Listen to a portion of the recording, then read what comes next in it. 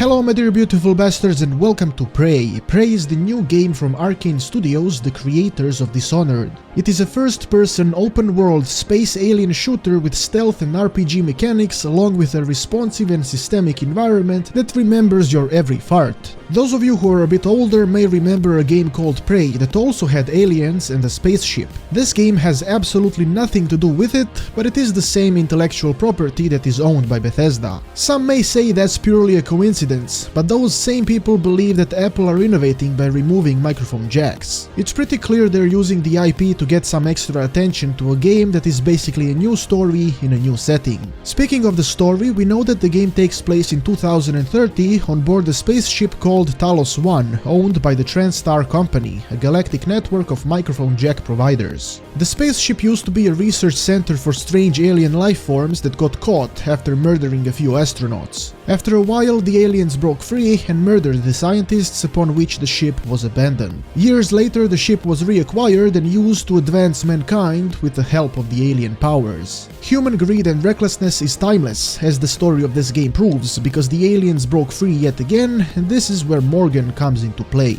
Morgan can be a man or a woman, and they are the main protagonist of the game. Turns out Morgan is actually a strange human who was being experimented on using the alien powers, which means that as we play the game, we're able to learn and use whatever the aliens we encounter throw at us, both literally and figuratively. The developers said that the game will be completely open, any area can be accessed from anywhere, and that there are no missions or separate levels. It will be possible to also go out of the ship into zero gravity and find secret entrances to various parts of the ship. We may even be able to encounter Matthew McConaughey, who knows. What makes me particularly interested is the systemic nature of the environment and the enemies. Accessing different parts of the map at different times will result with different enemies and different situations. Scripted events will be rare and the AI behavior will depend on both you and the items around you. However, the unpredictable nature of the game can also be a bad thing. If the AI is idiotic, then it will be difficult to stay satisfied with the events that transpire when you play. We all know that the AI in Dishonored suffered horribly sometimes, so I think it's fair to be a bit doubtful. Since this is an Arkane game, stealth will also be a big part of it. Using different abilities and pathways will allow you to avoid enemies and complete objectives silently, but remember, you must not fart.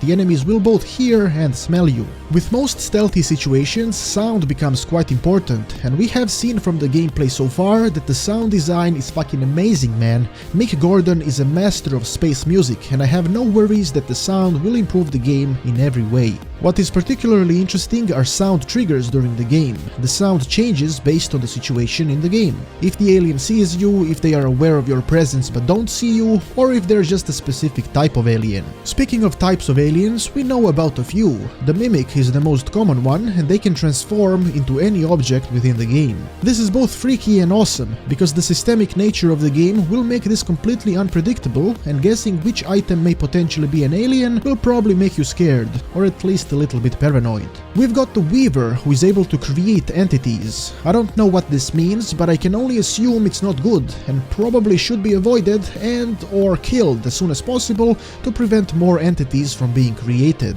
We got a Telepath who is able to control other aliens, and this immediately reminded me of the ability in Dishonored 2, which allowed you to kinda control the enemies. I'm fairly certain that part of the programming for this alien has been borrowed from that ability. Next we got the Phantom, who is able to emit electrical charges that zap you in the face. As an electrician myself, I'm immune to this alien, so I'm not too concerned about him. This graph showing the advancement of the aliens clearly goes further, which means there's more of them to find in the world. In one of the gameplay videos, we've seen an alien called the Nightmare that seems to be a mix between a phantom and spider in giant form. To battle these aliens, we will be able to use various weapons, both melee and ranged. We haven't had a chance to see too many of them because the developers did say that the weapons will be rather rare in the game. Those that we have seen are a wrench, a pistol, a shotgun, and a glue gun. The story says that the glue gun wasn't initially meant to be a weapon at the station, but since shit's fucked, we are using it as such. It is able to glue enemies in place, which allows for easier destruction, especially if they are one of the weaker ones. It can be used to close vents and allow passage through various areas, and it can be shot at walls for some extra verticality and movement. Another way of battling the aliens would be to use abilities. These abilities are called neuromods, and they come in 6 different types. Now some of these abilities are simply gadgets that can be used or thrown, while the others are actual supernatural powers that allow you to do some pretty crazy shit. Transforming into a cup, for example. Just to quickly go back into the inventory, this grid-based system reminds me greatly of my favorite game, Resident Evil 4. I do hope we won't need to kill a large boss and use half of the space for it. One of the gadgets that we can build can change items from a specific area into materials. These materials will be used to create objects in the Fabricator. We will be able to create any object in the game and use it for whatever purpose it has. This allows for even more randomization in the world, because you can simply throw the gadget all across a room and turn all objects into materials, and then simply fabricate chairs and dildos or whatever and redesign the entire room. Then if a mimic comes here, they will transform into one of the nearby items. It just sounds very cool when you think about it. The last thing I'd like to talk about is the RPG system in the game. As we could have noticed from the latest gameplay video, we are able to choose different options during different conversations. I must wonder how will this impact the game and story development, because a large part of the game is discovering who you really are. Why are you a human test subject, and are you even human? Perhaps talking to different characters and taking different approaches to the conversations may actually change the way you get upgrades, or the way enemies interact with you. Maybe you can romance one of the aliens at some point. We don't really know enough about this aspect of the game to say much, but we do know that it seems like an interesting game from a studio that already made some very decent games. I just hope that the PC optimization is gonna be better than with Dishonored 2, because that actually ruined the game for me. By the time they fixed most problems, I had 10 other games to play, and life is hard when you're a YouTuber. You constantly have to play new games, man. That is all from me, but since I need this video to go over 10 minutes, I'll just leave you with some Prey gameplay, and I hope to see you in future videos. I have been Petard, your glorious lord, and may the blessings of Petardia eternally touch your butt.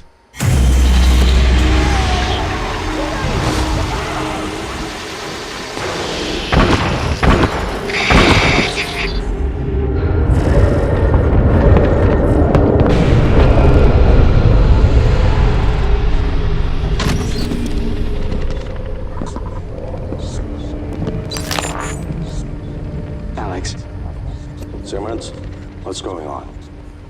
We have a problem. What about Morgan? He's alive, sedated.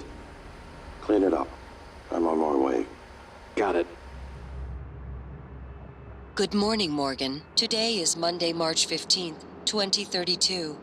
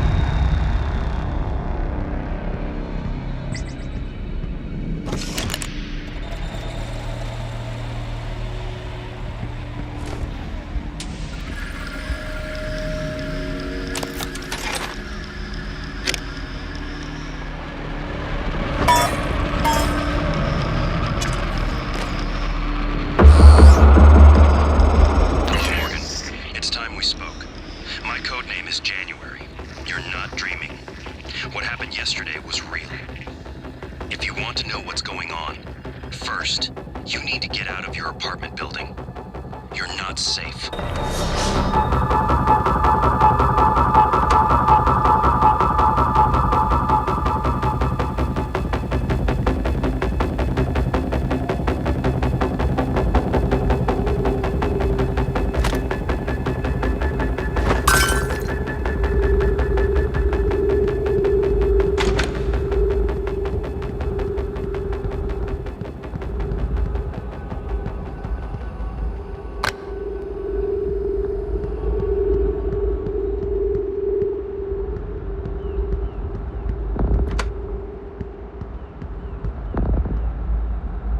Huh?